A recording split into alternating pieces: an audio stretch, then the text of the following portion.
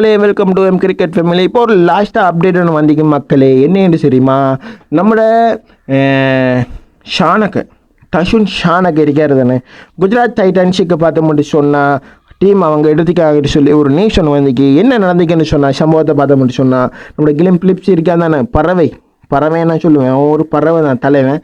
Fielding செய்யக்குள்ள காயம் காரணமாக அவர் பார்த்தோம்னா இந்த ஐபிஎல்லில் பங்கு போட்டான், வெளியேறிட்டார், நாட்டுக்கு போயிட்டார்.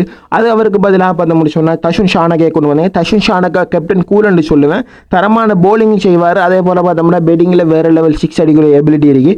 அவரை பார்த்தோம்னா ஸ்ரீலங்கா டீமில் இருந்து எடுத்துக்காங்க மக்களே.